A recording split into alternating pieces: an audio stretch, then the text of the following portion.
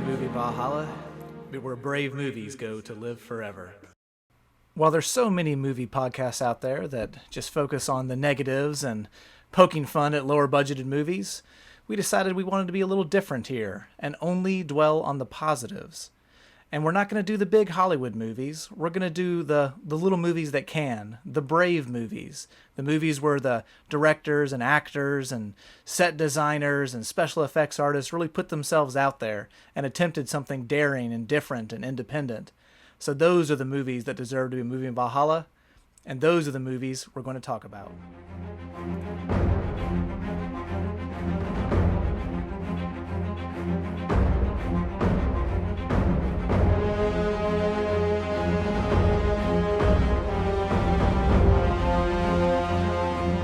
Today we have a special treat for you. We're talking about the one, the only, truly the incomparable Mr. Neil Breen. Neil Breen is the auteur of 5 different movies made over the course of almost 2 decades now. And his style and his precision of message really is second to none. And so with me today is Angello-shots. Cheers. Cheers.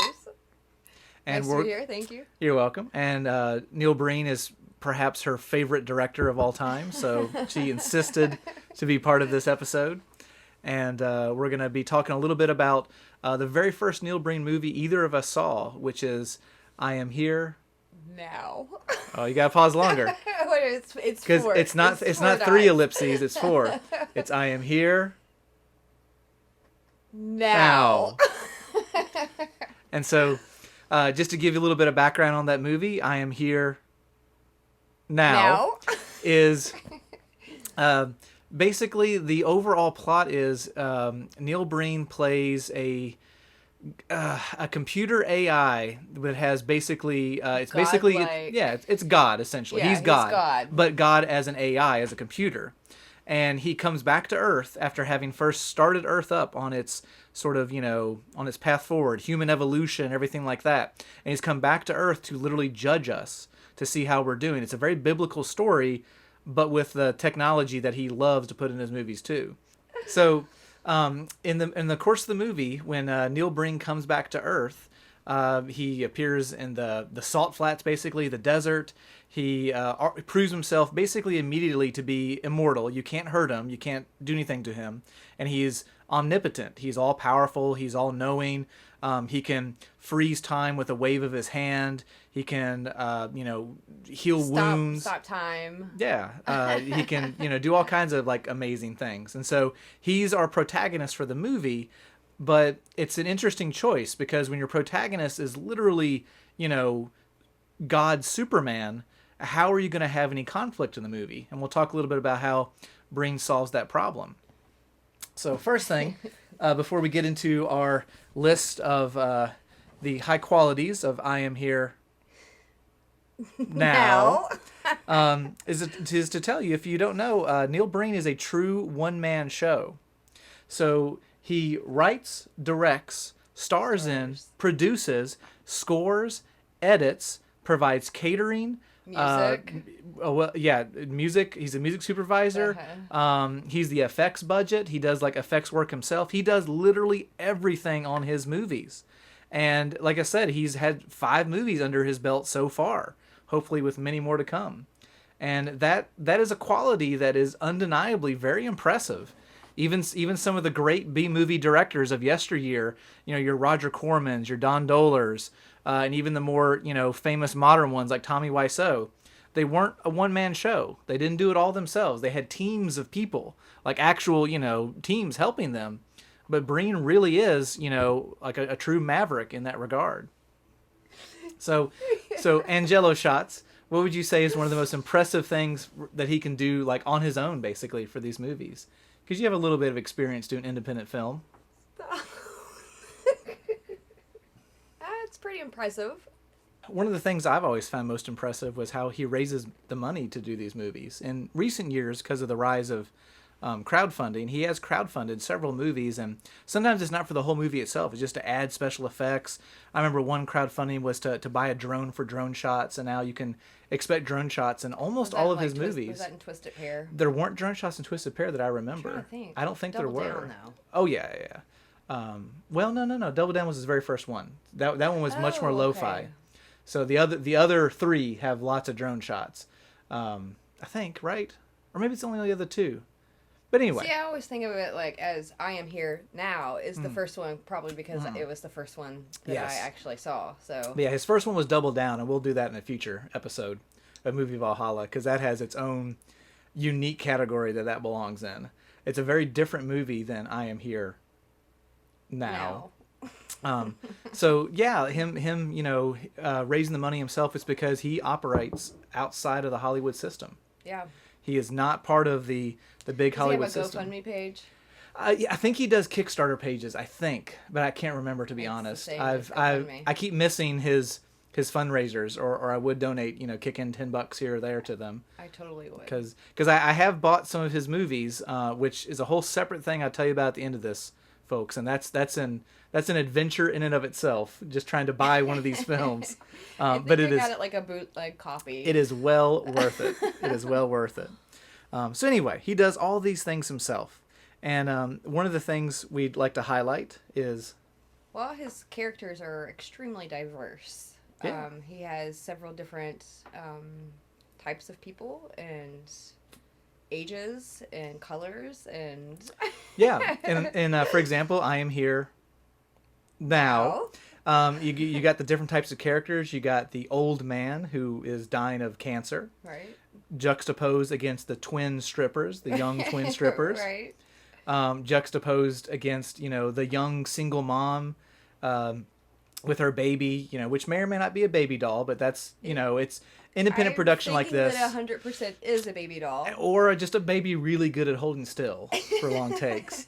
But in a small production like this, you're not going to have the insurance to afford a baby. You can't really have a baby out in the hot Nevada weather. It's. Really, no one in Nevada should be having babies. But that's really it's neither here nor there. That's really smart on Neil Breen's part. Absolutely. To actually not use a baby, like a real baby. He always limits his liability on these things, which is intelligent. And then the other characters in I Am Here Now. Include like you said, all kinds of different age ranges, all different ethnicities. Like his movies really are far more diverse than most Hollywood movies. Yeah, for sure. He has the Russian guy that's in there. Yeah, it's the older guy. You think he's Russian? I thought he was German. Well, maybe so. He's like I enjoy this. Like sounds kind of German. This is good. I like what I see. Yeah. And although Breen always stars in the lead role, he himself, his ethnicity, I'm not sure about. Yeah. He, looks like a white guy at first glance, but I don't know. He may like Norwegian or something like that. Yeah, I'm not sure. Kind of baked by the desert sun, kind of a thing. But yeah, definitely. Always has diverse actors in his movies, without a doubt. Yeah, for sure. And then moving on to the next thing, we'll talk about the consistent messages that appear in all of Breen's movies, especially something like I Am Here Now. And some really strong social messages. Like what? Some environmental messages. Uh-huh. The humans have taken far too long to understand solar energy, but they're beginning to make progress now. So Breen is definitely pro-environment. That appears in every single movie, really. Yeah, he's all for the earth and the environment and taking care of our land. Definitely. What's something he's absolutely against? Oh, corruption. Yes. Banks. Yes. He hates the bankers. Yeah, corrupt corporations. He's not for that. He's not down for that. The bankers and the politicians. Politicians. Yeah, always corrupt. He thinks they're all corrupt, all of them. And I'm thinking there's a whole lot of Americans out there listening to this that would agree with him. Yeah, on those accounts. I would think so. I mean, and some of the things that he says is like, oh wow, maybe Neil Breen's right in a way. Yeah. Absolutely. I mean, stranger things have happened. Usually in a Breen movie, as a matter of fact. Right. But yeah, so his messages of environmentalism, anti-corruption, and then also I think one of the big messages that appears in every single movie is punishing the wicked. Yes. Sometimes biblical, like in I Am Here Now.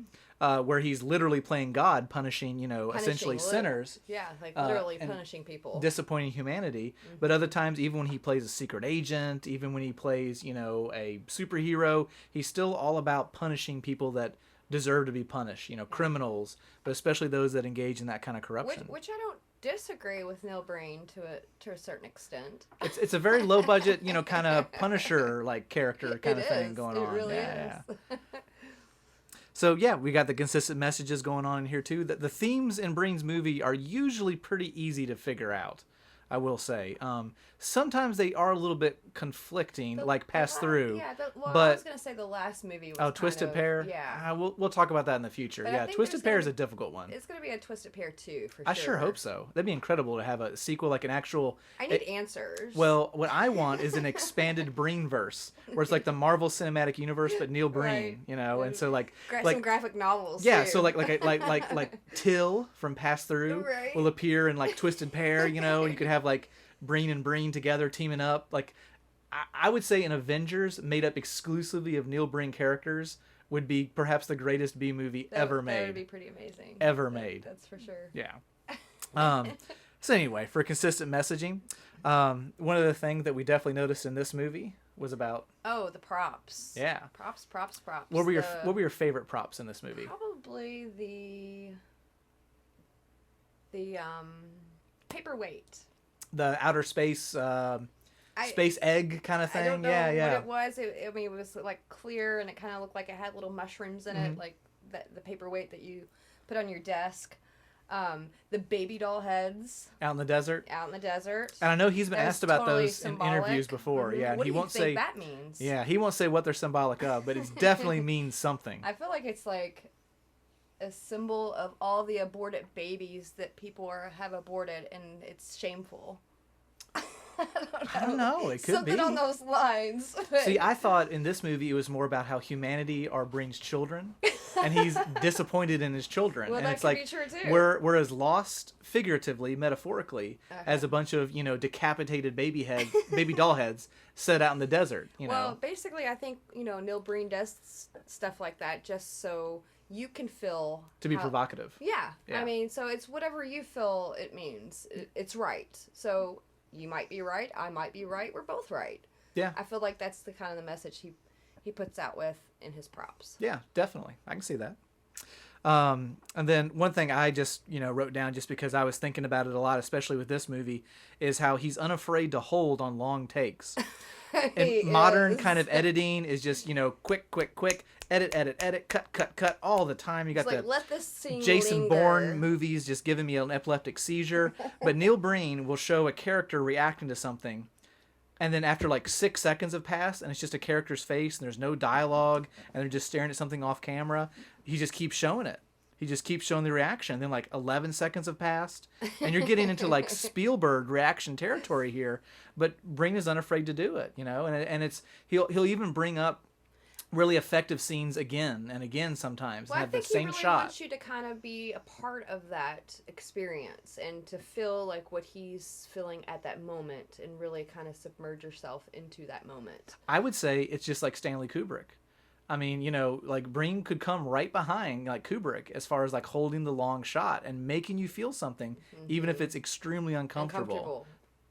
One of the things we both noticed was the great music. Yeah, the music's fantastic. Always. I feel like he really thinks about the mood of the scene and pairs it well with the music that he plays, with the scene. I gotta totally agree with you.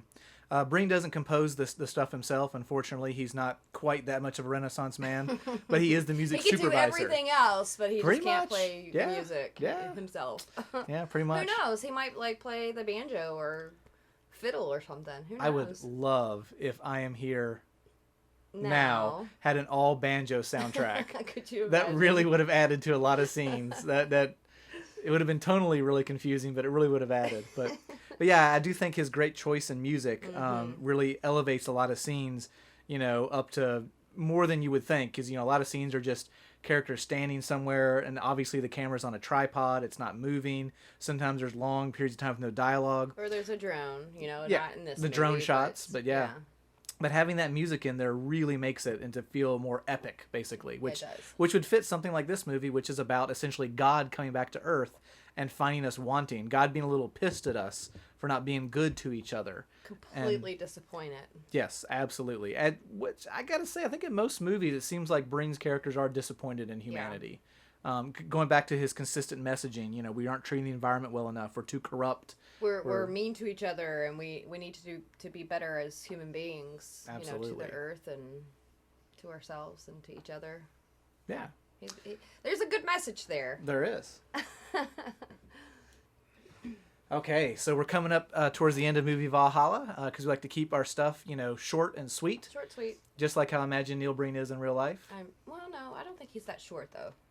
I don't know. Actors are always shorter than you think. Like, I remember I worked with some people, and they knew some actors, and they were like, oh, yeah, so-and-so is like 5'8", so-and-so is like 5'9", and I was like, wow, I'm 3 inches taller than these big-time action stars that you see, all the time. Well, I mean, like, Tom Cruise is about 5'2", so... Well, of course, yeah. But, like, the other day, I was watching Crisscross with Burt Lancaster. And I remember watching that and just being like, man, Burt Lancaster is a giant. And he's, like, pretty big, muscly dude, too. He's a gymnast.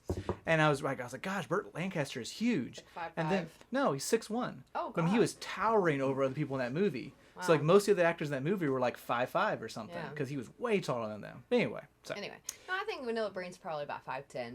I'm not saying like he's, like, totally short, but he's not a giant either. Yeah. Still athletic, which we'll talk about in the next Breen episode. For probably a 60-year-old man, he's in pretty decent shape. Oh yeah. It's probably all the tuna that he eats and... Well, that's for Double Down. The desert. Hang on there. Hang on for that one. So for this one, for this movie, I am here... No, shoot. I am here... Now. For this one, what's one of your favorite scenes from this movie? One of your unironically favorite scenes. I would probably have to say the pool scene where the two twins, which they look similar. Similar enough to be twins in a B movie. Similar enough to be, fraternal twins. Yeah. Is that right? Fraternal. Sure. Yeah. I don't know. I just think that it's playful, and the guy that's kind of watching them be playful in the pool, he's, I don't know, he's pretty funny. That I agree with that. Yeah, definitely. Definitely one of the more playful scenes in a movie that has, It kind of gave light to the movie because does. everything was so serious. Well, and so that scene came about, and it was just like, okay. So my favorite scene is when that same guy you're talking about, his political rival, is out in the desert, and we don't ever see him completely, but he's out in the desert being assassinated, and one piece at a time of him is being cut off and dropped to the desert floor. Don't cut off my ears!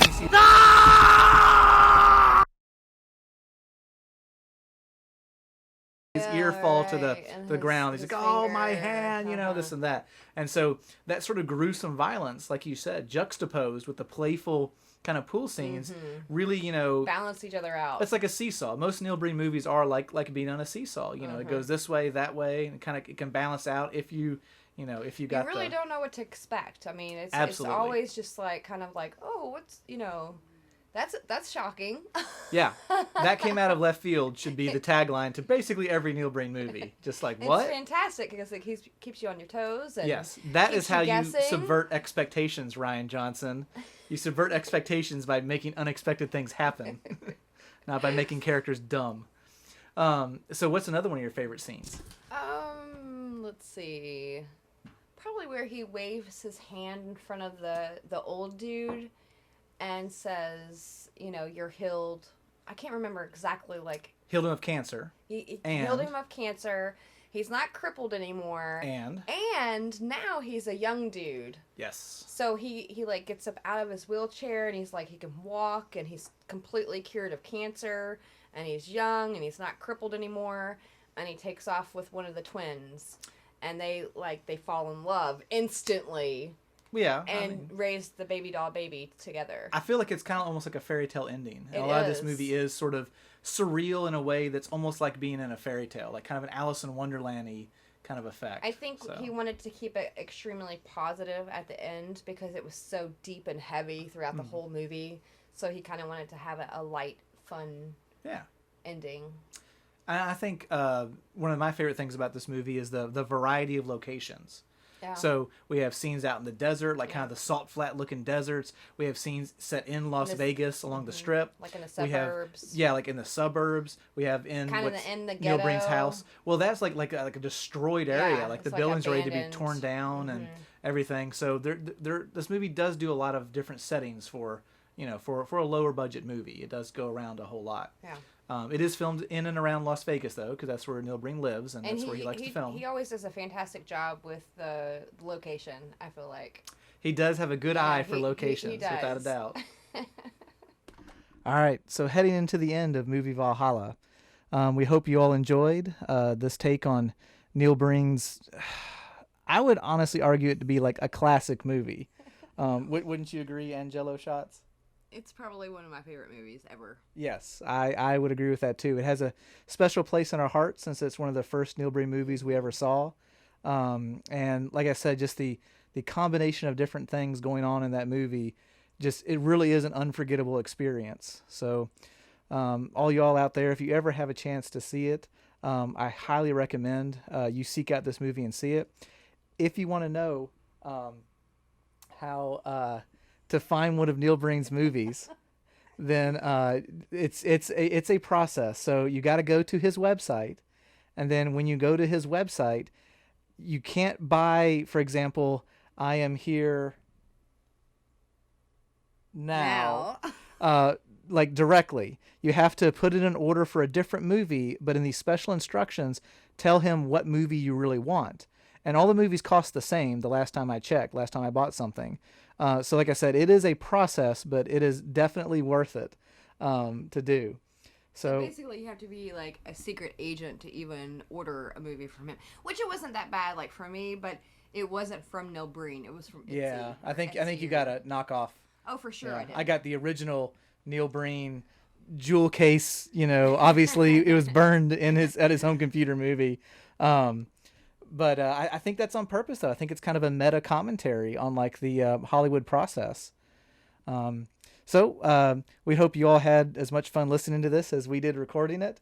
And I'm your host, Brian, and Angello-shots. Thank you for being our special guest this week. Thank you so much for having me. And what parting words of advice from Neil Breen do you have for the audience? If Breen was here today to give them advice, what would he tell them? Oh, God.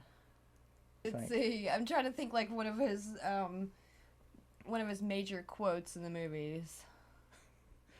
It's not supposed to be like this. I'm very disappointed in you all. No, go. Be happy. Oh, that's right. He does. That's what he tells humanity. Yeah, right. Yeah, go. yeah. Be I guess happy. mild spoiler there, but that's what he tells humanity. Yeah, yeah. So, thanks again, folks, and thanks Angello-shots for being here with me. And everybody, take care. Talk to you again soon.